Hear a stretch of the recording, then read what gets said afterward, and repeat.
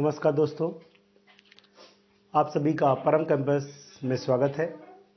आज का जो टॉपिक होगा वो क्या होगा, तत्पुरुष समास का। पिछली क्लास में मैंने बताया था आपको, पिछले वीडियो में, कि अव्ययी भाव समास की परिभाषा क्या होती है, अव्ययी भाव समास की पहचान क्या होती है, उसके एग्जाम्पल कौन कौन से होते हैं, सारा वर्णन मैंने विस्तार से किया था। अगर आप लोगों ने मेरा वीडियो पिछला वाला नहीं देखा है तो एक बार जरूर देख लीजिएगा, जिसमें मैंने समास की परिभाषा भी बताई है। इसके अलावा दूसरे वीडियो में मैंने अव्ययी भाव समास के बारे में वर्णन किया है। तीसरा वीडियो हमारा ये है, कौन सा, तत्पुरुष समास का।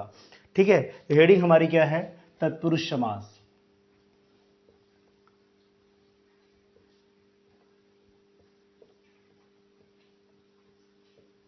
क्या है भाई, तत्पुरुष समास। तत्पुरुष समास को अगर हम दो भागों में डिवाइड करें तो ये क्या हो जाएगा, तत् प्लस पुरुष। क्या हो जाएगा भाई, तत् प्लस पुरुष। तत् का मतलब संस्कृत में क्या होता है, उसका, और यहाँ पे क्या है, पुरुष। ये पूरा का पूरा आधारित किस पर है, पुरुष पर। किस पर आधारित है भाई, पुरुष पर आधारित है। इसीलिए जो उसमें उसका है, उसका कैसे बना है भाई, वह शब्द से इसका कारक रूप बना हुआ है।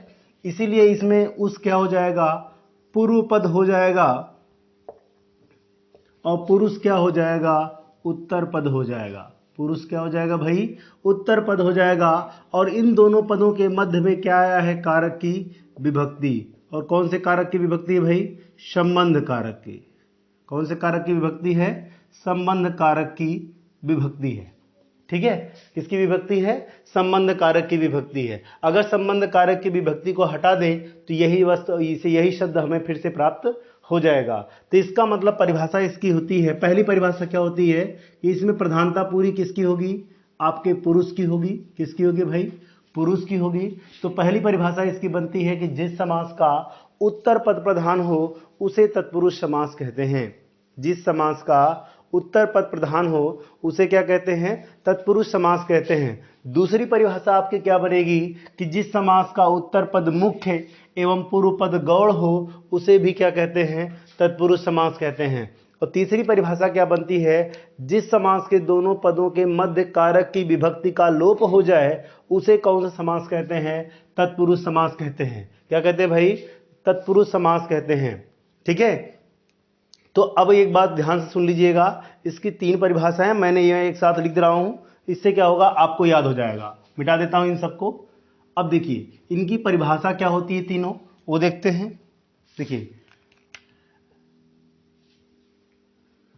पहली परिभाषा होती है कि इसका उत्तर पद प्रधान होता है। क्या होता है भाई, सॉरी, उत्तर पद प्रधान होता है। ठीक है, दूसरी परिभाषा होती है, दूसरी परिभाषा क्या होती है भाई,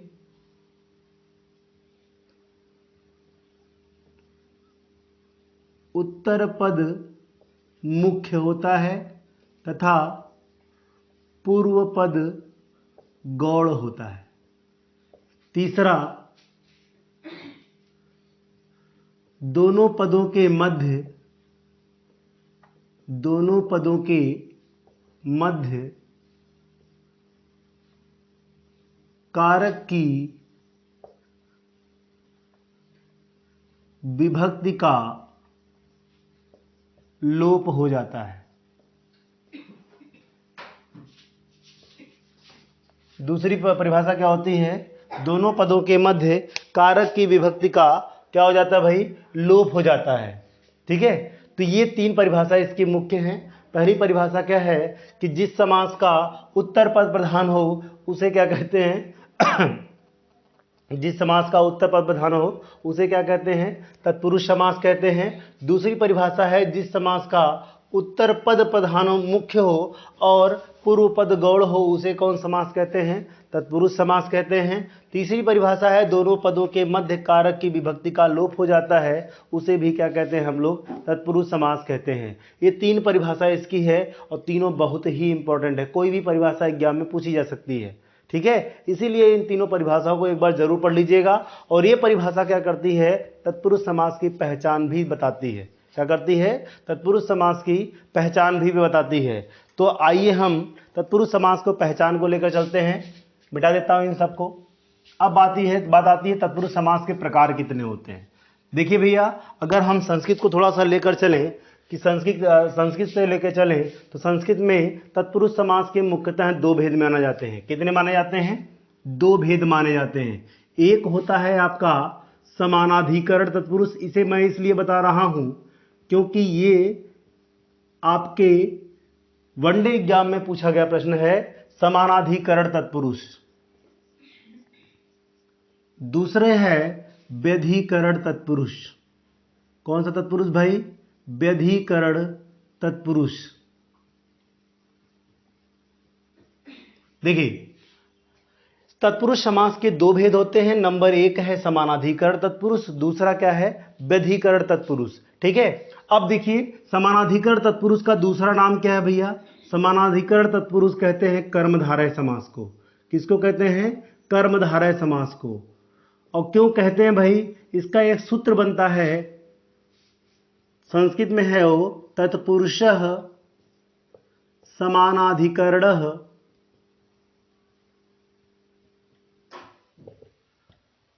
कर्मधारयः। ये संस्कृत में है भैया, ठीक है, हिंदी में नहीं है।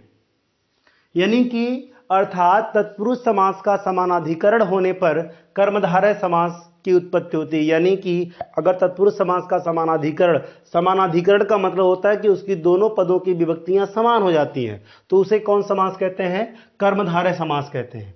ठीक है, और जिस समास की दोनों पदों की विभक्तियां एक दूसरे से भिन्न होती हैं उसे कहते हैं व्यधिकरण तत्पुरुष। ठीक है, लेकिन हम लोग पढ़ क्या रहे हैं भैया? हिंदी पढ़ रहे हैं, हिंदी व्याकरण पढ़ रहे हैं, इसलिए यहां पर इनकी दोनों की जरूरत नहीं थी। फिर भी मैंने इसलिए बता दिया क्योंकि प्रश्न पूछा गया है कि समानाधिकरण तत्पुरुष किस समास को कहा जाता है। प्रश्न ये है कि समानाधिकरण तत्पुरुष किस समास को कहा जाता है, तो याद रखिएगा कर्मधारय समास को कहा जाता है। किसको कहा जाता है भाई? कर्मधारय समास को। अब देखिए, व्यधिकरण तत्पुरुष के 6 प्रकार होते हैं। कितने प्रकार होते हैं भाई?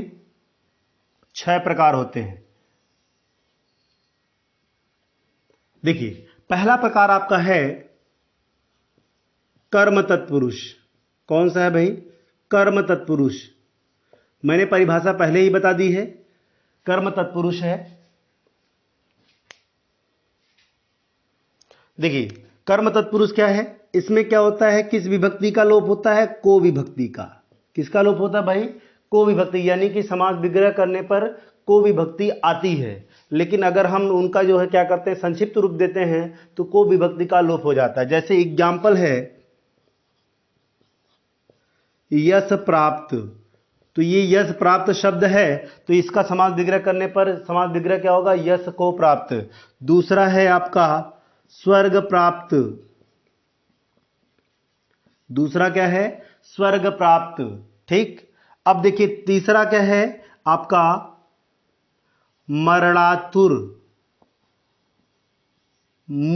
चौथा है मुंह तोड़। पांचवा है गगनचुंबी। ऐसे ही सारे एग्जाम्पल आपको मिल जाएंगे। ठीक है, और इसके अलावा एक और भी है पॉकेट मार, और भी बहुत सारे एग्जाम्पल हैं। ठीक है, उसके बाद दूसरा है आपका कौन सा? करण तत्पुरुष। कौन सा तत्पुरुष भाई? करण तत्पुरुष। इसमें क्या होता है? से के द्वारा विभक्ति का लोप होता है। किसका लोप होता है भाई? से के द्वारा विभक्ति का लोप होता है। ठीक है, जैसे एग्जाम्पल देखें, रोगग्रस्त। अभी मैं इसकी पहचान मेन बताऊंगा, अभी मैं बता नहीं रहा हूं, सिर्फ एग्जाम्पल लिख रहा हूं। रोगग्रस्त। दूसरा है आपका अकाल पीड़ित। तीसरा है रेखांकित। चौथा है तुलसीकृत। पांचवा है गोबर गणेश। छठा है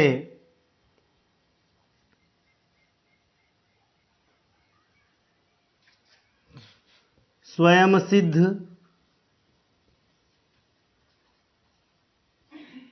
स्वयं सिद्ध। अब देखिए इसके बाद है तीसरा आपका है संप्रदान तत्पुरुष।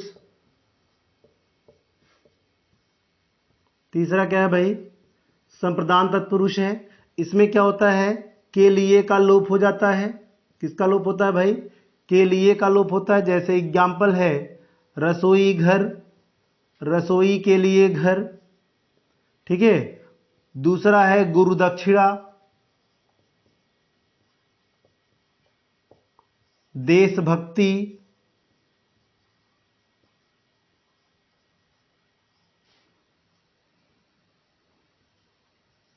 गौशाला। ठीक है।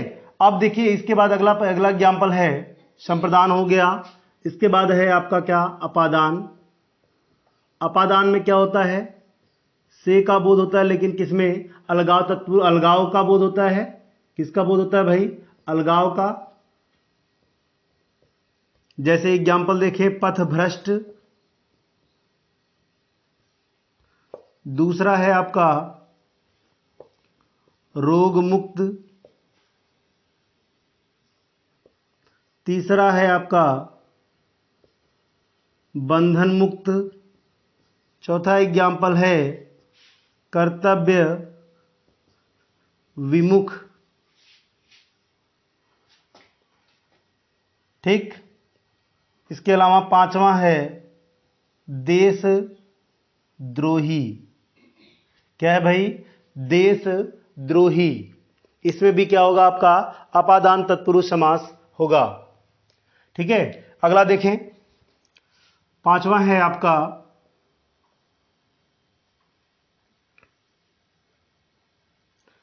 संबंध तत्पुरुष। कौन सा है भाई? संबंध तत्पुरुष। इसमें क्या होता है? का के की का लोप होता है। किसका लोप होता है भाई? का के की का। जैसे एग्जाम्पल है राजपुत्र, राजा का पुत्र। कन्यादान, कन्या का दान। राजनंदिनी, राजा की नंदिनी। राजप्रासाद, राजा का प्रासाद। राजप्रासाद का मतलब होता है, प्रासाद का मतलब होता है भैया महल। क्या होता है? प्रासाद का मतलब महल होता है। ठीक है। आगे देखें, इसके बाद अगला है लास्ट आपका अधिकरण तत्पुरुष। कौन सा है भाई? अधिकरण तत्पुरुष। इधर नीचे लिख देता हूं। देखिए इसमें किसका लोप होता है? मे का। मे का होता है। और किसका होता है भाई? पर का। जैसे पहला एग्जाम्पल है आत्मनिर्भर। पहला एग्जाम्पल क्या है? आत्मनिर्भर। ठीक है। तो दूसरा एग्जाम्पल क्या है? आप बीती। तीसरा है पुरुषोत्तम। चौथा है मुनि श्रेष्ठ। इन सब में कौन समास होगा? अधिकरण तत्पुरुष समास होगा। कौन समास होगा भाई? अधिकरण तत्पुरुष समास होगा। ठीक है। अब देखिए इसके बाद आपको मैंने बताया कि तत्पुरुष समास की पहचान कैसे करते हैं। इसकी खास पहचान है भैया, इसका जो पूर्व पद होगा वह प्रायः क्या होगा? संज्ञा होगा। क्या होगा भाई? संज्ञा होगा। और दूसरा पद जो होगा, दूसरा पद कह सकते हैं या उत्तर पद कहेंगे। उत्तर पद जो होगा वह क्या होगा? विशेष होगा या क्या होगा भाई? विशेषण होगा। क्या होगा? विशेषण होगा। लेकिन ये जो विशेषण होगा वह किस रूप में आएगा भाई? आप सीधा सीधा विशेष लिखे, ज्यादा अच्छा है, सबसे सही रहेगा। एक पूर्व पद इसका क्या रहेगा? संज्ञा रहेगा या विशेषण युक्त संज्ञा रहेगी। ठीक है। और दूसरा उत्तर पद क्या रहेगा? विशेष रहेगा। आपको एग्जाम्पल इसी में समझा देते हैं हम।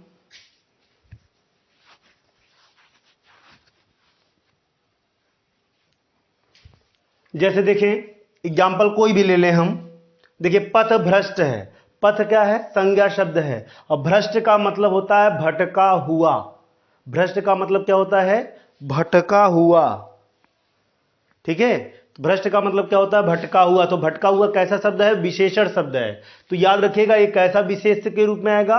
विशेषण जैसा आएगा, या आप सीधा सीधा लिखेंगे विशेषण, कोई दिक्कत नहीं है, ठीक है। जैसे मान लीजिए आत्मनिर्भर, स्वयं पर निर्भर, यानी जो भी पद बनेगा वो पूरा का पूरा संज्ञा रूप धारण करेगा, लेकिन ये अंत वाला जो पद रहेगा वो कैसा रहेगा? विशेषण युक्त रहेगा। अगर उनको अलग रखेंगे तो विशेषण ही बनेगा, ठीक है, याद रखिएगा।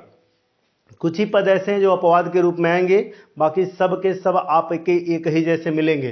तो इसीलिए तत्पुरुष समास के 2 पार्ट आपके पढ़ लिए, इसके प्रकार भी पढ़ लिए, और उनकी पहचान क्या होती है वो भी मैंने बता दिया। तो आज के लिए बस इतना ही दोस्तों, मिलते हैं अगले वीडियो में। स्क्रीनशॉट लेना है तो स्क्रीनशॉट जरूर ले लीजिएगा, आपका इतने में ही काम हो जाएगा, ठीक है। धन्यवाद। वीडियो अगर अच्छा लगे तो शेयर करें, सब्सक्राइब करें और लाइक करें, और कमेंट करके हमें बताएं कि वीडियो कैसा लगा, ताकि हम और अच्छा वीडियो बनाने की कोशिश करें, ठीक है। धन्यवाद।